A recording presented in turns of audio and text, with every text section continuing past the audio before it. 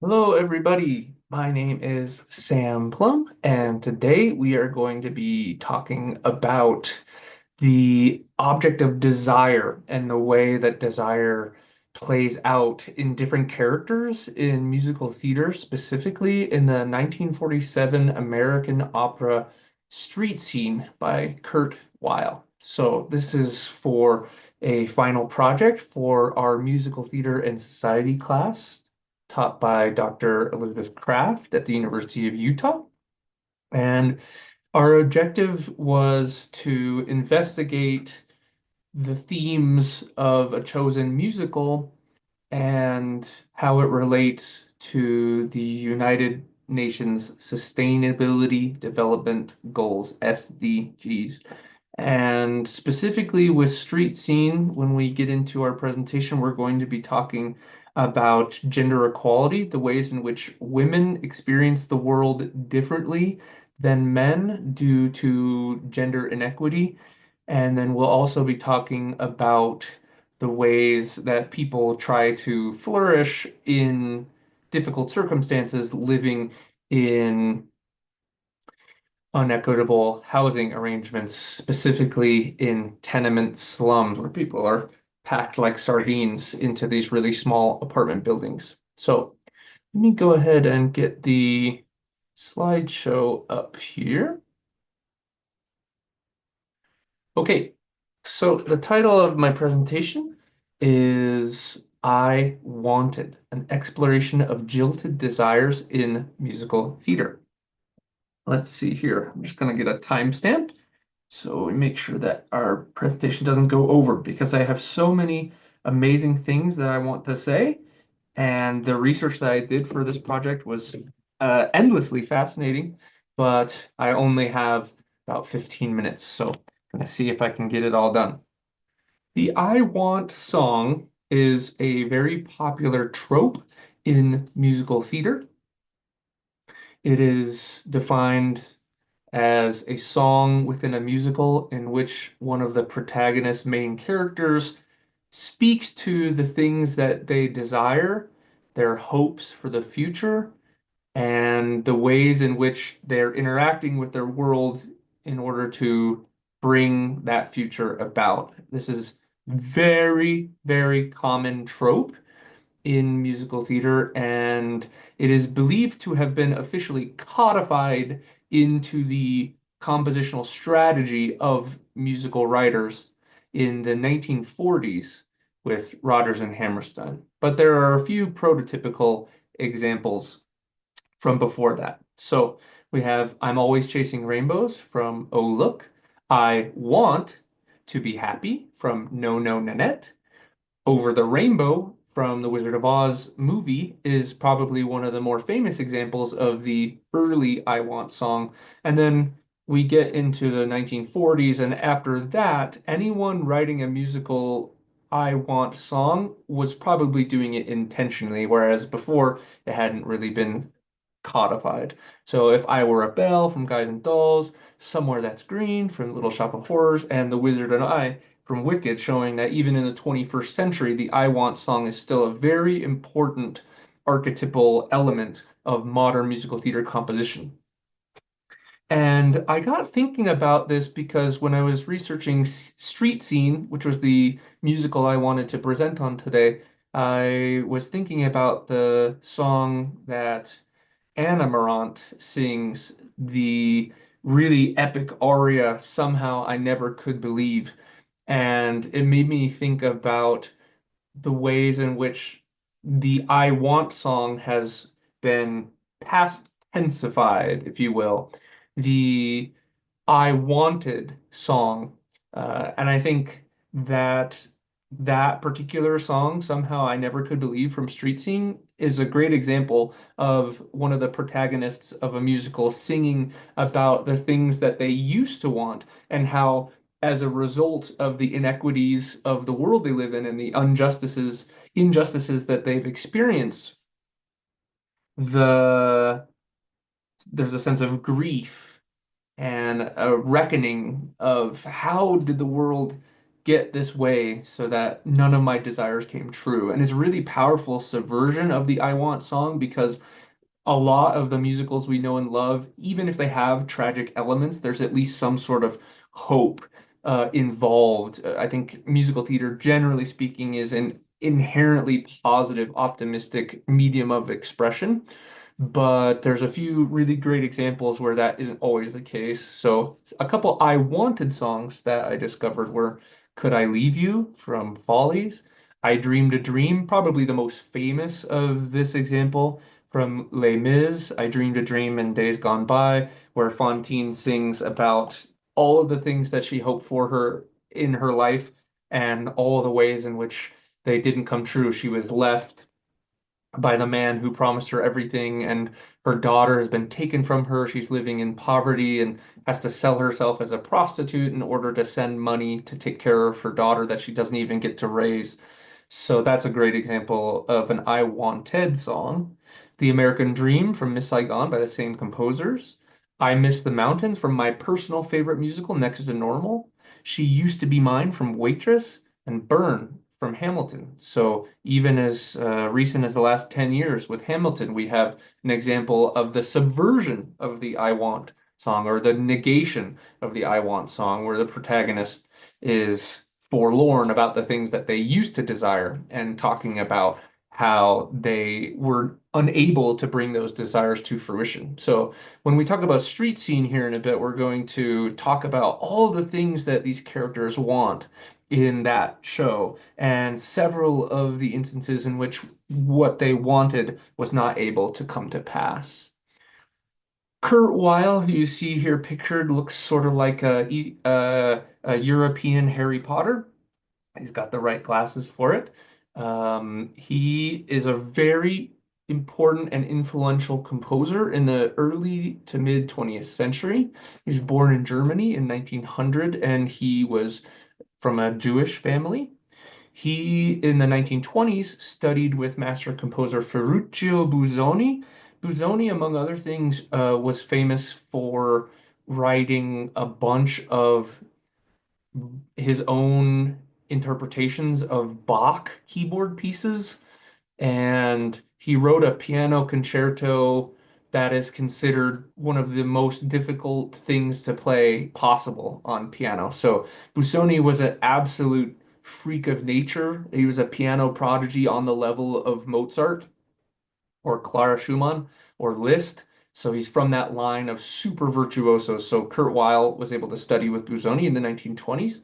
Eventually, he became wise to the condition of Weimar Germany and realized that the rising of anti-Semitism and the Nazi Party was going to be unsustainable for him and his fellow artists, especially because not only was he Jewish, he was also a left-wing composer politically, and a lot of his works are leftist in nature.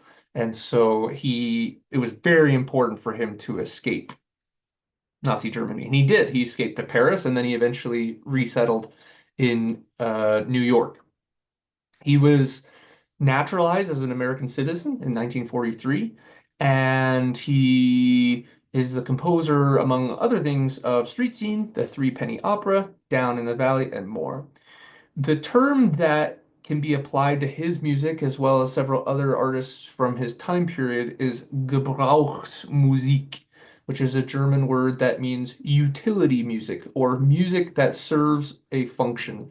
So Kurt Weill did not believe in art for art's sake. Almost everything he wrote, especially in the mature period of his compositions, is written with some sort of social commentary, social satire, lambasting capitalism, etc. In his view, the politics that he espoused in his works were leftist, progressive, socialist policies. He was a collaborator with Bertolt Brecht, who we talked about in our semester as having a huge effect on The Cradle Will Rock, which was another work from around the same time Kurt Weill was writing.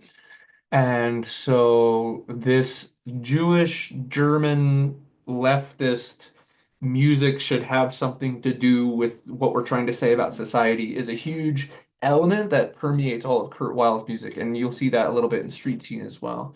And then also worth mentioning is that Kurt Weill belongs to a cohort of European composers in the 20th century who were inspired by and tried to develop the language of jazz into European medium like opera, symphonies, sonatas, and other chamber music.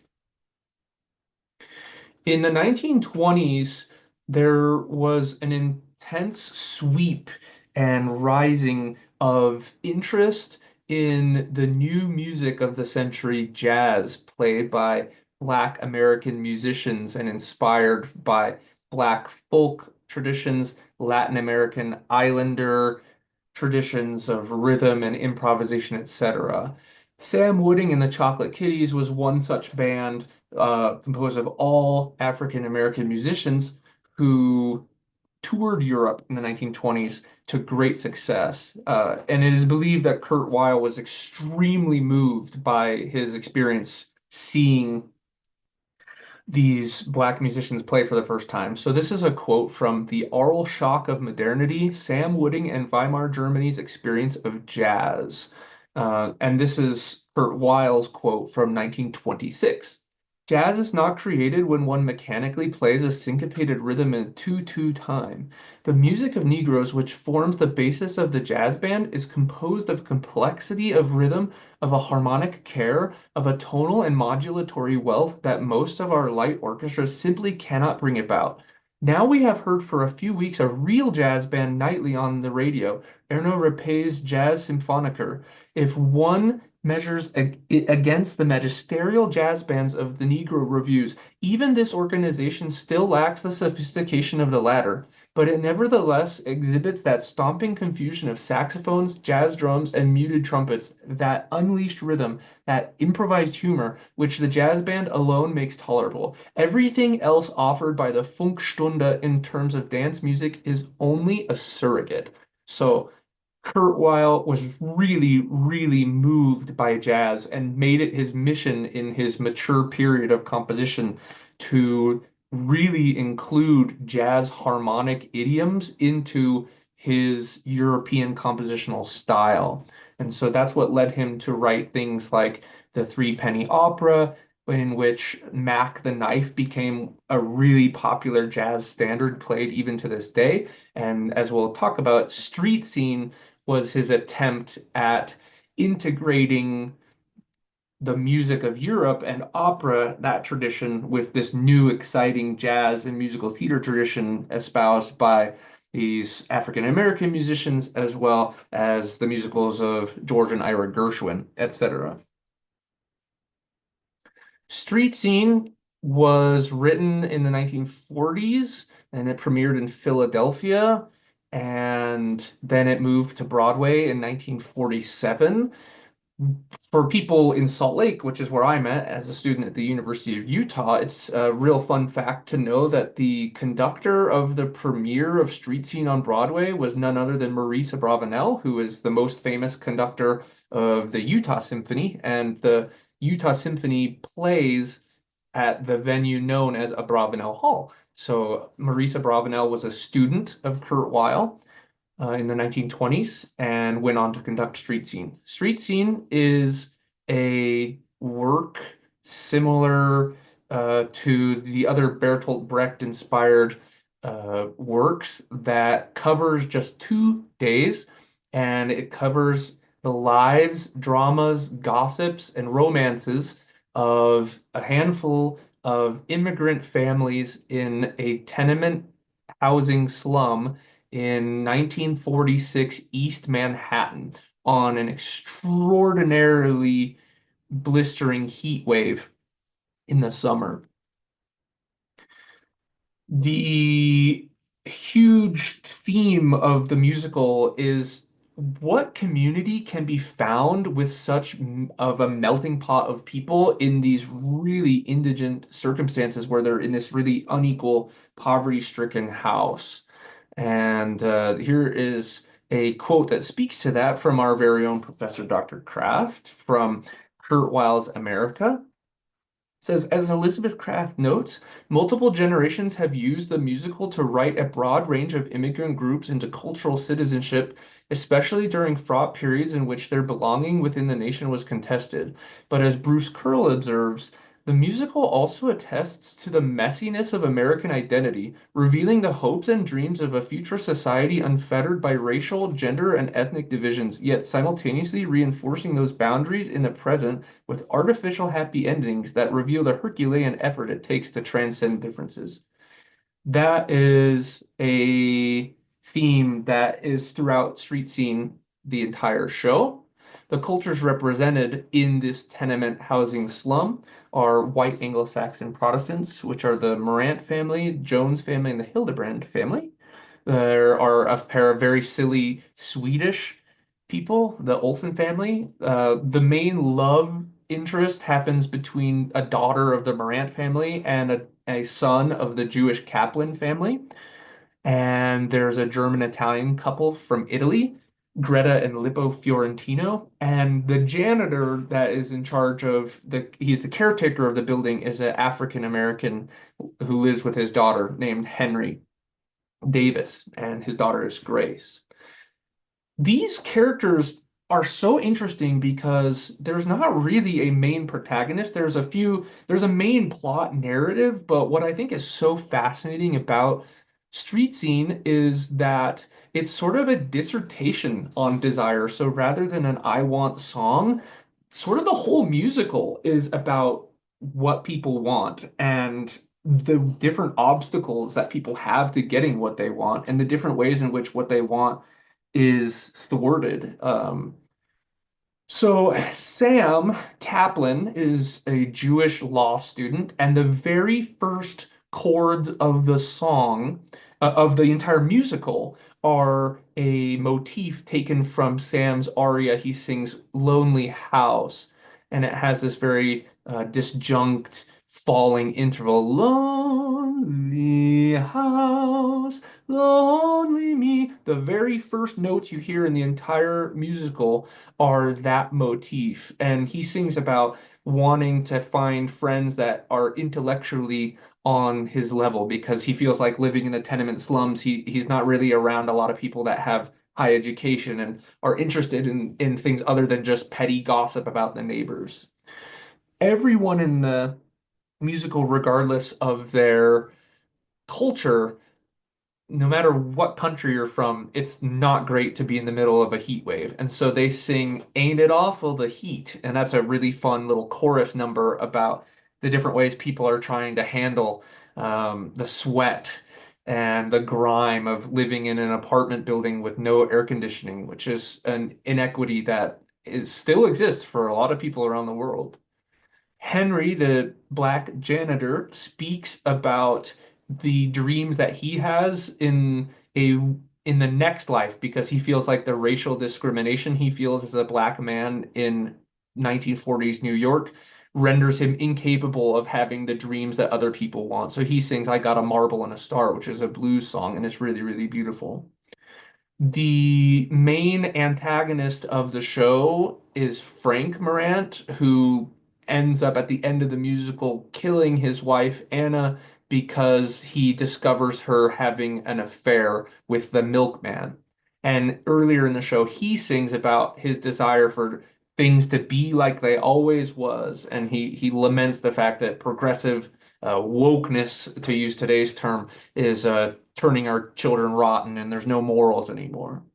There's a really awesome piece in the show called the Ice Cream Sextet, in which the Italian immigrant, Mr. Fiorentino, brings ice creams for everyone in the apartment building. And they share this really beautiful cultural sharing because one of the ways you can beat the heat is with ice cream. And it's this really great, like Mozartian um, chorus piece about the joy of moving to America and experiencing ice cream for the first time as an immigrant. So that's really fun. Rose, who is the daughter of Frank and Anna Morant, is having a hard time because her boss at work is sexually harassing her, and he's trying to coerce her to move so that he can be her sponsor to start and launch her career as a Broadway performer. And so he sings a song, Wouldn't You Like to Be on Broadway? And it's very nefarious. Um, the what I wanted to do this whole presentation on was Anna Morant's huge 7 minute long epic Puccini sweeping aria, Somehow I Never Could Believe, which talks about the ways that she dreamt as a child of wanting to be free, to choose her own life and have a beautiful life full of color and joy, but the domestic violence and drudgery of living in this highly inequitable society and living with a partner who abuses her and her children has sort of taken all the color away from her. And finally, at the very end of the show, after Anna Morant is killed by her abusive husband, her daughter Rose and her son and Rose's boyfriend Sam talk about how they want to mature and grow on their own without falling into the trap of young love, which I think is very, very interesting because you have this tragedy of Anna Morant singing "Somehow I Never Could Believe." Where she talks about all of the misery that her life has brought due to the abuse that she faces. And I have the score here. She says, Somehow I never could believe that life was meant to be all dull and gray. Folks should try to find a way to get along together, a way to make the world a singing, happy place full of laughter and kind words and friendliness on everybody's face. But somehow, in the world I grew up in, the streets were dark with misery and distress. The endless daily grind was too much for them. It took away all hope of happiness. And she talks about the dream she had as a kid. There's another really amazing bit that's very emotionally powerful. She says, it's a very long aria. She says, yeah, sometimes now I go and take a look. The flowers dry, the perfume's gone, the petals are all turned gray. Oh, dream of love. Should love turn out that way? Should love turn out that way? But then the babies came, their little arms made a ring around a rosy about me. Yet as they grew older, they too seemed to grow away until even Willie, my little boy Willie, seems he can get along without me. I don't know. It looks like something awful happens in the kitchens where women wash their dishes. Days turn to months, months turn to year. The greasy soap suds drown our wishes. Holy cow. Yeah, and it just keeps going. It's an amazing aria that would make Puccini himself swoon. But at the very end of the opera, you get this really gorgeous um, duet between Rose, Anna's daughter, and Sam is saying, "I love you. My life it will be nothing without you." And she actually says, "I think I'll go away." And she says, "Yes, this morning I said I would go with you, but things were so different. I never dreamed it would be this way. I'll go where you go. I don't care about anything else," Sam says. But then she says, um, some things I think you have to face alone inside yourself. You have to face some things alone. And Sam protests, No, of course, we need to be together. I love you. You're my whole universe. There's no hope for me if we're not together. And she says, Oh, Sam, it's love that I want more than anything in the world. But loving and belonging, they're not the same. Look at my father, her abusive father, and her mother, who was just shot yesterday. If she had belonged to herself, if he had belonged to himself, it would never have happened. And that's why, even though my heart breaks, I can't belong to you.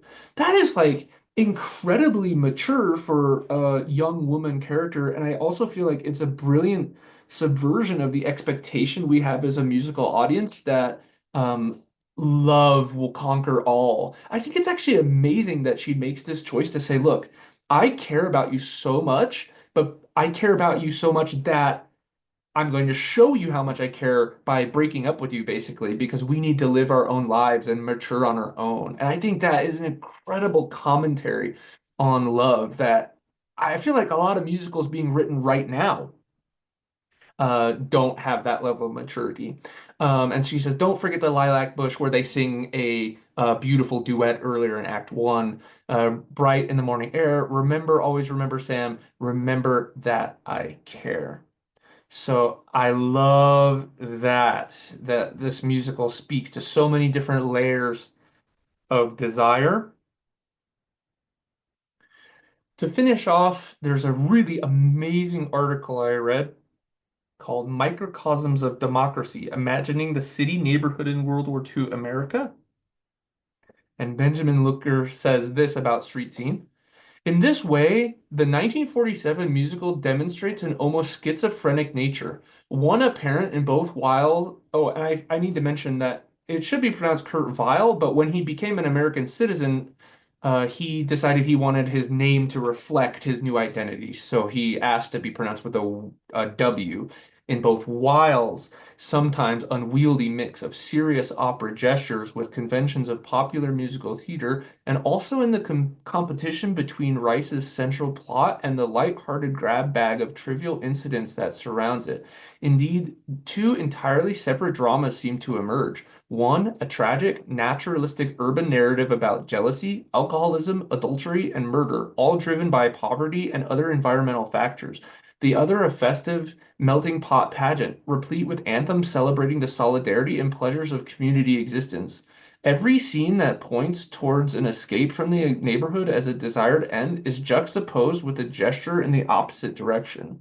He also says later in the article, over the succeeding decade, in the 1950s, commentators and artists gradually jettisoned their formulations of the old neighborhood as a miniature melting pot or microcosm of democracy, instead drawing distinctions between the city's older and flexible forms of neighboring and ostensibly newer and more malleable types of community in the suburbs.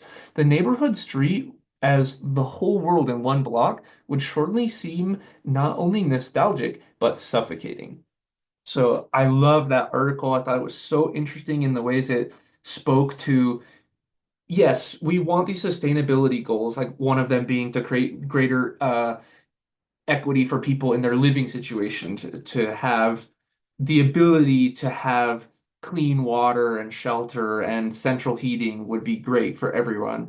But it's just interesting to talk about how, like, what do we lose when everyone moves out to the suburbs? Yes, I don't think anyone wants to live in tenement housing, of course, but there's something beautiful about these different people from different cultures who would probably otherwise never have had the opportunity to mingle with each other, sharing an ice cream cone in the middle of the hot summer and gossiping and living and sweating and bleeding and crying together and sharing, hearing newborn babies crying through the thin, poorly insulated walls, etc. It's not a very fun existence, but there's a undeniable sense of community strength and bond that you maybe don't get in sort of modern community. And the sense of lost community and not knowing how to find it, I think is one of the central issues facing young people today as we grow increasingly in line and tethered to social media and forms of internet personal expression,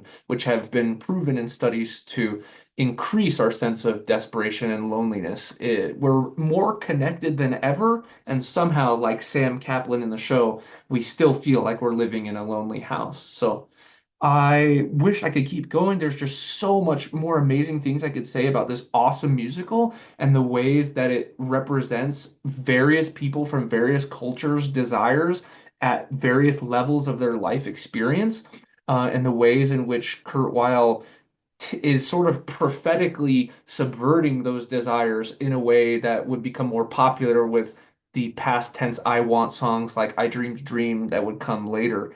So I highly recommend, if you haven't seen Street Scene, to go listen to the cast recording with Catherine Zeta-Jones from the 1980s. It has like all of the dialogue. So even just listening to the soundtrack, you can basically get the gist of the whole show. It's gorgeous music. The orchestration is just fabulous. So that is all I have for my presentation today.